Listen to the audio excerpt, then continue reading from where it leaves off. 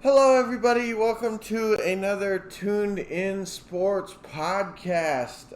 This morning, we're going to be digging into the Eagles. They finally made their head coach decision, bringing in head coach or offensive coordinator, Nick Sorianni for head coach of the Philadelphia Eagles from the Indianapolis Colts. We're going to get into it a little bit today, and it should be interesting to talk about. I'm actually in this video by myself, or in this podcast, but this is, I believe, podcast number 10, so the big number 10 today, and I hope you guys enjoy this video. It's just going to be a brief little video, just going to quickly give my thoughts about the hire and what I think it means for the team moving forward. So I'll be completely honest. I'm not really familiar with Nick Sorianni. I know he's from the Colts, and I know that he is the offensive coordinator underneath, or he was the offensive coordinator underneath the Frank Reich, who was the offensive coordinator for us when we won the Super Bowl. And then he left to go join the Indianapolis Colts as the head coach. And now this guy is the offensive coordinator under him and is now coming to take over our team. So it's kind of like we flip-flopped a little bit. We took their offensive coordinator and they took our offensive coordinator and both became head coaches.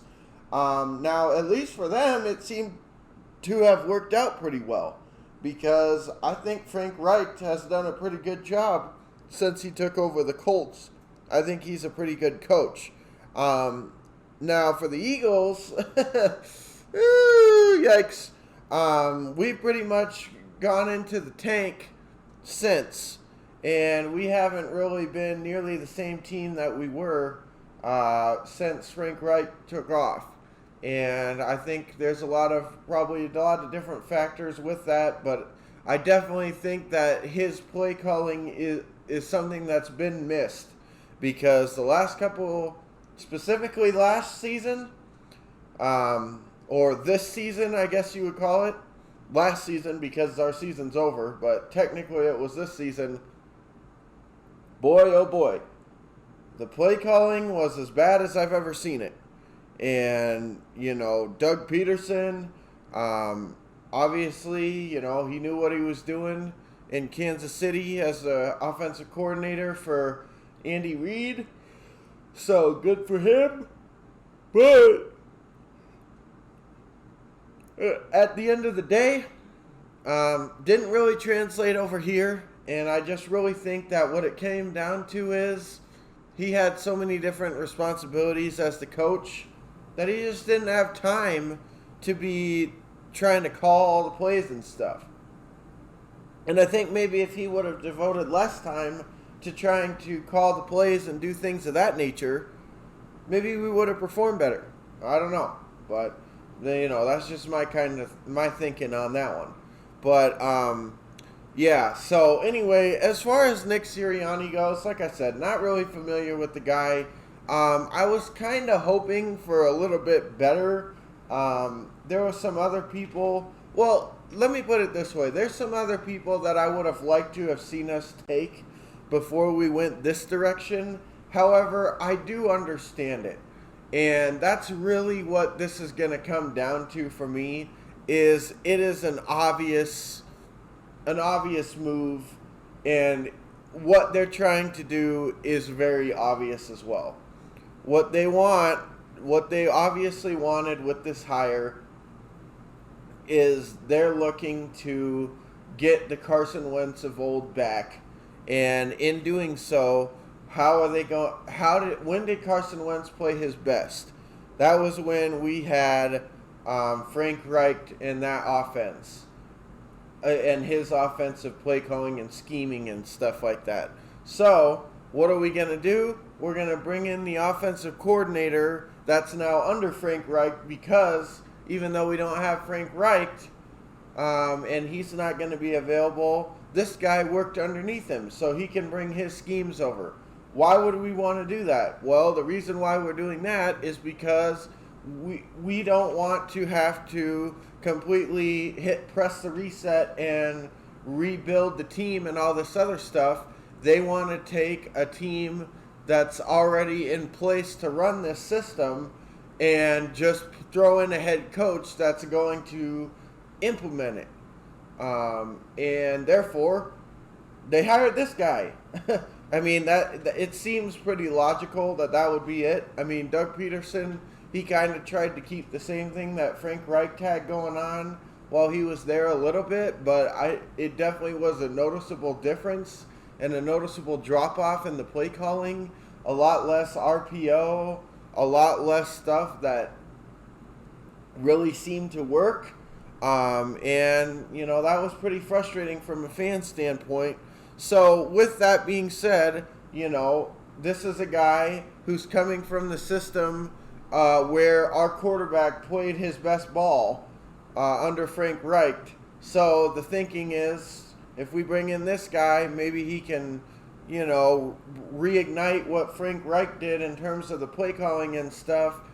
And maybe we can reignite Carson Wentz and not have him just sitting on the bench for millions and millions and millions of dollars. Sounds like a wonderful idea when you look at it the way that I just mentioned. Hey, why not bring in a guy that already kind of runs a similar system or can run a similar system and see if we can get our quarterback to perform. It sounds great, and ideally, if it was to work that way, that would be awesome, because I don't honestly think that Carson Wentz is so bad that we need another quarterback. And I also don't think that if we need another quarterback, that Jalen Hurts, from what I watched, couldn't potentially fill that role. However, I think that, first of all, with what he's given to our franchise and stuff, I do believe that Carson Wentz at least deserves another shot to lead this team, because I don't think he's incapable of playing. I think this year there was a lot of injuries and stuff, and a lot of things that also worked against him in terms of his play. Now, don't get me wrong, I'm not trying to defend him and say that, everything was everyone else's fault and he didn't play bad. He did play bad. However, as a result of everything else going on, his bad play was amplified, in my opinion. Little mistakes that he made turned into big mistakes because of other things going on. So I think that, he definitely deserves a lot of criticism for how he played, but I also think that he just had a bad year. And for most teams, if you have a bad year, well, if your team's good enough, you can still, compete and play at a decent level. I mean, I don't know about leading the league in interceptions. That wasn't so great. Definitely not. But I'm just saying, you can still, there's a lot of teams that, have had quarterbacks that maybe struggled a little bit, didn't have their best year, and still did okay. We weren't one of those, because between injuries and just the talent that we have, like on offense and stuff, and the talent that was available, it definitely felt at times as though that amplified his bad play, and therefore, instead of just struggling, we really struggled. And like I said, he deserves a lot of blame for that, but not all of it. And a lot of it, too, was play calling. I mean, I really, really believe a lot of it was play calling, because I was not impressed. So, with that being said, the idea to bring in Sirianni and try to reignite the past flame, I guess, so to speak, and see if we can get Carson Wentz playing the way he was playing, sounds great in theory. Do I think it's going to work? Probably not. Unfortunately, I just don't know what Carson Wentz we're going to see now, and I also don't know if he really wants to stick around, or if the relationship with the team is just too fractured. I've heard conflicting reports. You hear one day that he wants out immediately, then the next day you hear that he's interested in returning for the next season. You just don't know what you're hearing or what to believe. So I'm going to assume that that he will be sticking with the team and playing next year. And if he is, then I think with the reason that they did this and what I believe the angle they are going with this is that he needs to start and he needs to be out there. And if it doesn't work, then at that point, then you just need to accept that it's just not going to work. But I can understand why they're going this route. They don't want to just eat the contract. They want to see if they can get it to work and get him playing to the level that he's capable of and the level that we've seen from him in years past. So I can definitely appreciate that. However, what I will say is that, like I said, I don't really know that this is going to end up working the way that they're hoping it will. And if it doesn't, then I think that this could just be another guy that's in and out in a couple of years and doesn't really do much. And then in a couple of years, we'll be looking for yet another coach, and we'll just keep cycling. We'll just start the coaching cycle, and this guy will just be kind of a short little moment in history, I guess you could say, for the Eagles. As a fan, I definitely don't want to see that happen, and I definitely hope that this guy is able to turn things around, get Carson Wentz back on track, and able to move forward the way that I think that we can. However, being realistic, like I said, I just don't know if it's going to be as cut and dry simple as, hey, come on over, you're going to lead this thing, and boom, you're in, and boom, it's fixed. I think there's a lot of things that need to be addressed and a lot of work to be done, and I think that there's a lot of fractured relationships as a result of the way things were handled last season.